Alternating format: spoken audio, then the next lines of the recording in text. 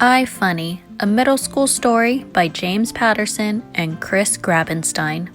Chapter 7. There's no place like home. If there were, the authorities would shut it down. After a healthy after-school snack of french fries and ketchup, they're both technically vegetables, it's time to leave the diner and head for home, a little place I call Smileyville. I moved to Long Beach when my mother's sister, we'll call her Aunt Smiley, adopted me. Yes, I wish my father's brother, Uncle Frankie, had adopted me, but the judge sent me to Smileyville instead. I'm not sure my mother's sister was all that excited about adding me to her family. Have you ever seen one of those adopt a highway signs on the interstate? I think that would have been her first choice.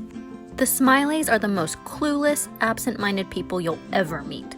They hardly notice I'm around, which basically works in my favor because I can sneak out pretty easily. But the most important thing about my adopted family is that I call them the Smileys because they never, ever smile. You could bring home ice cream and cupcakes and these people would still pout. You could pop open a crate full of adorable tail-wagging puppies and they wouldn't even crack a grin. In fact, they already have a dog. I call him Ol' Smiler. Look up hangdog expression in the dictionary and you'll see his face. There's only one good thing about being adopted by a family that never ever smiles. They're the perfect test audience for my jokes. If I can make these people laugh, I'm pretty sure I can make anybody laugh. Oh, there's one tiny thing that makes living in Smileyville even worse. Yep, it's time for another curveball. Chapter 8. With brothers like these, who needs enemies? Meet my brand new big brother. And by big, I mean huge. You are correct. It's Stevie Cosgrove, the same bully who made my day by knocking me out of my wheelchair. Officially, he is now my adoptive brother because Aunt Smiley is Stevie's mom. As you might imagine, living with my new adoptive brother is a lot less Brady Bunch and much more Harry Potter. Stevie Cosgrove is my very own, somewhat demented Dudley Dursley. If Dudley had muscles and serious BO issues and knew how to jam people's heads down toilets to give them a swirly. Yes, Stevie Cosgrove makes my new home a living nightmare. Except for the heat. My new bedroom is so cold.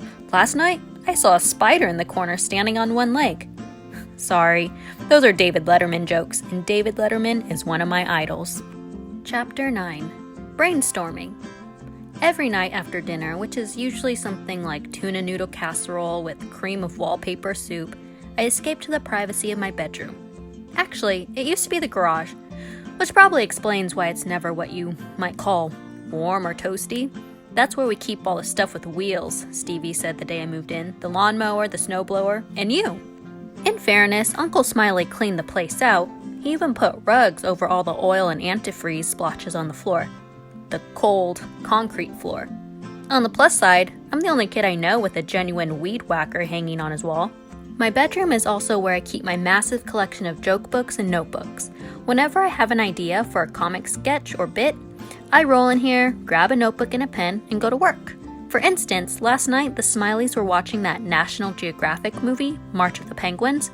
It's their kind of movie. Lots of ice, blizzards, gale force winds, and those cute little penguins everywhere. By the way, did you know that penguins mate for life? Then again, they all look the same. So how do they even know if their girlfriend is really their girlfriend? See, this is what I do. I brainstorm every silly angle I can think of on a subject. Jot it all down, no judgments allowed during brainstorming, and then try to work it into a bit. Maybe I could do a riff on this penguin stand-up comic I pretend I know. Poor guy, all I can tell are black and white jokes. What's black and white, and black and white, and black and white? A nun in a revolving door? Or me? In a revolving door? Or my mother in a... I'm working away thinking about what Uncle Frankie said, the seed he planted, when all of a sudden there's this terrible banging on my bedroom door. What you doing in there, Jamie? It's Stevie Cosgrove, my adoptive brother. My escape into my imaginary world is cut short by his very real pounding and howling. I don't feel so funny when Stevie's knocking on my bedroom door. To be honest, I feel trapped, which I guess I kind of am.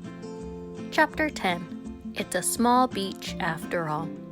The next day, thank goodness, is Saturday. To once again quote the great Homer Simpson, "Woohoo!" Time to roll up the garage door, say goodbye to Smileyville, and breeze down to the Long Beach boardwalk, which is about a mile shorter than the Long Beach that Long Beach is named after, 2.25 miles. Uncle Frankie tells me it was built back in 1914, with the help of elephants. Yep, it's already in one of my notebooks. A bit about elephants trying to figure out how to hold a hammer, since they don't have any thumbs. Then I say, no one really cared how long it took for the elephants to hammer in a nail. They worked for peanuts. Okay, that one still needs a little tweaking. I'll work on it. What I like best about the beach and boardwalk is all the different kinds of people I see. Russian grandmas in headscarves, Hispanic families eating rainbow-colored snow cones, Hasidic men with curly sidelocks and big hats, Koreans and Chinese smiling in the sunshine, Italians with lots of back hair, Irish with lots of freckles every place the Italians have hair. Maybe they should call this United Nations Beach. Okay, I'm pulling out my notebook to jot this down. It could be a whole new bit for my act. Sand, sun, and surf, the great equalizers. Proof that people everywhere can get along in peace and harmony, as long as none of them play their music too loud and everybody remembers to use sunblock. On United Nations Beach, there are no borders, just blankets. And everybody looks basically the same in a bathing suit, especially old guys in Speedos. They all look ridiculous. But wait, this is bigger than every country in the world. I see big people, skinny people, workout freaks, hipsters, bankers. Who else would wear a suit to the beach? I see zombies playing frisbee with penguins, penguins wearing black and white bikinis. What if life really were a beach? What if the sun shone every day and all you had to do all day was splash in the surf, boogie board, apply sunblock, and spear a couple of sand crabs for dinner? Maybe this is the secret to world peace. Make everybody everywhere move to the nearest beach. There would be no more wars, just a few small action figure skirmishes around sand castles. Of course, I do have one absolutely horrible fear about the beach. Turn the page if you dare. Chapter 11. Sand Trapped. My problem? My great fear? Think about it from my perspective. The beach is made out of sand. My wheelchair only comes with two-wheel drive. And it sure isn't a dune buggy. See where I'm going with this? Of course you do. I wouldn't be able to budge. I'd sink. I'd be like Han, Leia, and Luke in Star Wars Return of the Jedi, stuck on the endless expanse of the Tatooine Desert, waiting for some sand creature to come along and suck me down into its sand pit for dinner. Or maybe just a snack. To me, the beach is just a desert surrounded by water you can't drink. I'd be stranded in my wheelchair as it slowly sank deeper and deeper. No water, no sunblock. I can't go on. It'd be horrible. Plus, I'd have sand in my socks. Probably my underpants too. Chapter 12. There's nothing finer than Saturday at the diner. Next stop, up the boardwalk a couple of blocks to Frankie's Good Eats by the Sea. My uncle's diner is always packed on Saturdays, so sometimes I lend a hand helping out behind the cash register. The best part? I get to tell a joke to every single person I ring up. Here's your change, Mrs. P, and how about a little Rodney Dangerfield for dessert? The woman smiles. She's a real sweetheart. Okay. I tug at my collar like Rodney would. I tell you, I come from a dumb family. During the Civil War, my great-uncle fought for the West. Mrs. P cracks up. The next guy steps up to my register and hands me his guest check. He's one of my regulars, Mr. Emilito. Delivers newspapers house to house. What have you got for me, Jamie? Make me laugh. I make his change first. 53 cents and some classic George Carlin. Excellent. Can vegetarians eat animal crackers? Hey, how do you get that deer to cross at that yellow road sign? I put $1 in a change machine. Nothing changed. He's laughing so hard he almost swallows his toothpick. So I work in a little of my own material. If number 2 pencils are so popular, why are they still number 2? Mr. Emilito is still cracking up. Who does that one, he asks. Carlin? Nope, that one's mine. Really? Awesome. And he tosses his 53 cents into the tip cup that Uncle Frankie keeps on the counter. Wow, I think I just became a professional comedian. You know, says Uncle Frankie, you've got a gift, Jamie. Really? Did it come with a gift receipt? Because I've had my eye on an iPod. Jamie, can you maybe be serious for 2 seconds? I can try. Good. I saw this in the paper. You should enter this comedy contest. Think about it. I've seen you with the customers, kiddo, and with Joey Gaynor and Jimmy Pierce, says Uncle Frankie. You're hysterical. You could win. Seriously. I disagree. Seriously. 1, I don't think I'm funny enough. Not even close. 2, I definitely choke because I'm a choker. Seriously.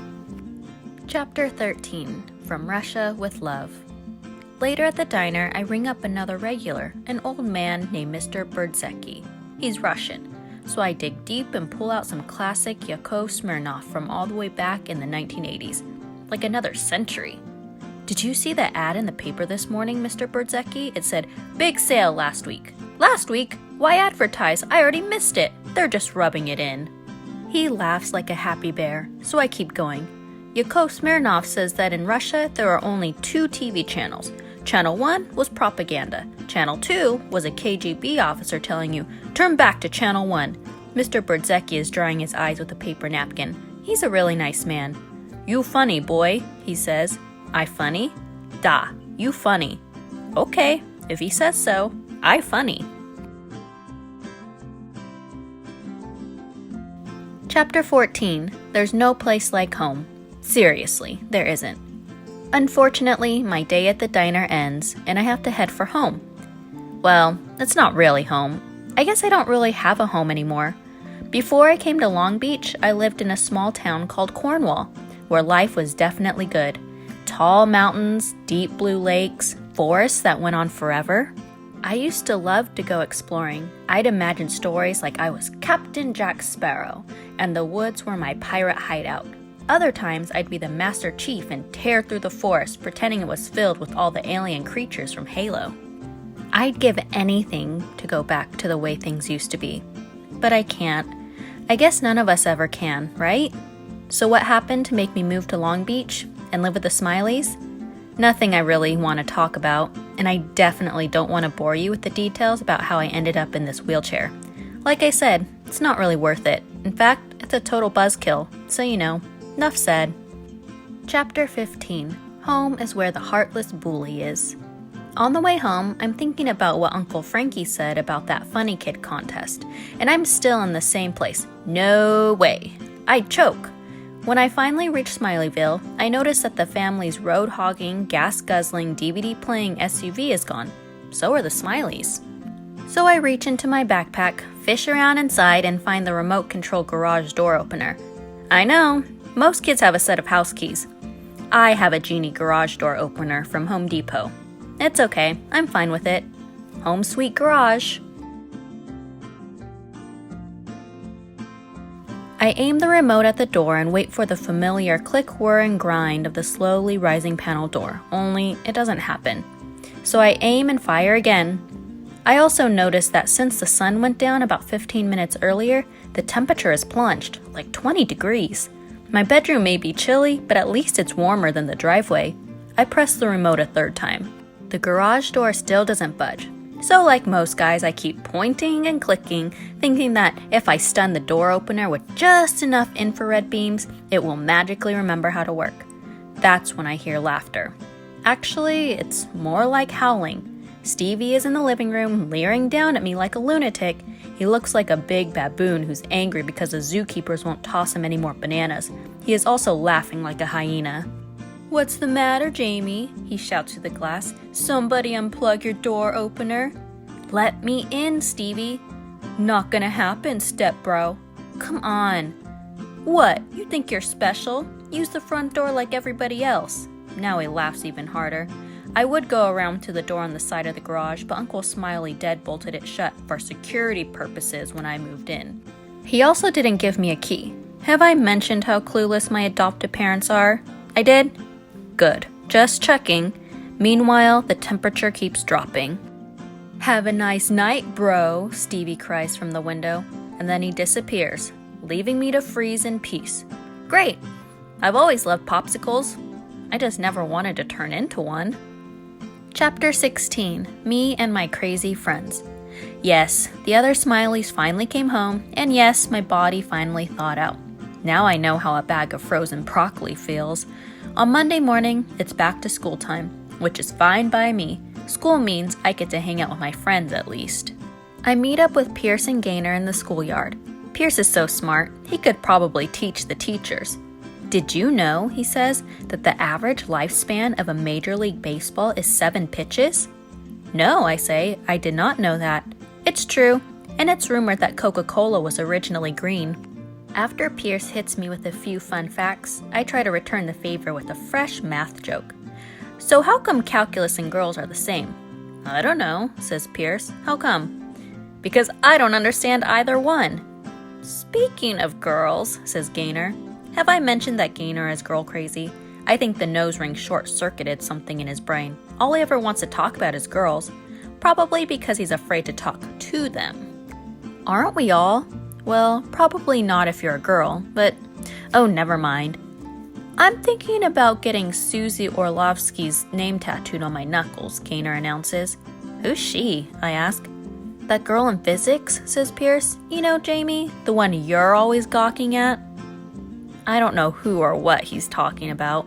So what do you guys think, says Gaynor, holding up both his fists. I could put one letter on each finger. Bad idea, I say. Everybody will think you're in love with Suzieoro. Gaynor gets it finally. Oh man, I need to fall in love with a girl who has a way shorter name. Like Meg Chu. She's cool. Like I said, Gaynor is girl crazy. Or maybe he's just plain wacko. Either way, I love the guy. I'm tempted to ask my friends what they think of Uncle Frankie's idea. Me trying out for the Funny Kid contest. But I don't ask. Know why? Because I choke on the words. Chapter 17. The Biggest Loser. By now you know I love to tell jokes. But other people, it seems, love to play jokes. Especially on me. This is why I have such a terrible time at school that day. Maybe the worst since I got to Long Beach. These two jokesters, Pierce and Gaynor, somehow managed to get my name on the student council ballot.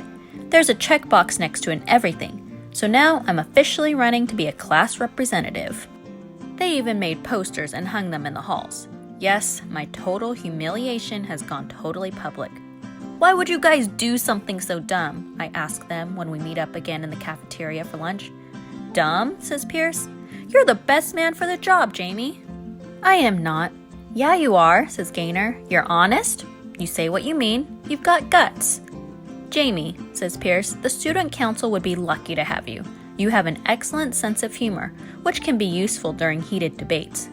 Wow, maybe my two best friends were serious about me running for office. That made me feel pretty good, actually, for like 4 hours. Until the announcements at the end of the day, they read the election results. I got 3 votes. 3 out of 361. I know Gaynor and Pierce voted for me, but I can't figure out who the third vote came from. The only thing I know for sure is it wasn't me. I swear, I did not vote for myself. In fact, I voted for a write-in candidate, Bart Simpson. Now, he's funny. Bart Simpson would be great on the student council. Bart Simpson could be the planet's funniest kid comic too. It's definitely not me. Chapter 18. The Crip from Cornwall. The funny thing is, I used to be ready to try anything. I had no fear. Maybe I should have, though. Like I said, I used to live in a small town called Cornwall in upstate New York. Well, that's what people who live there call it, and the people who make maps. Stevie Cosgrove, he calls it Cornwall, making me the Crip from Cornwall. Seems before I moved to Smileyville, Stevie had his eye on the garage.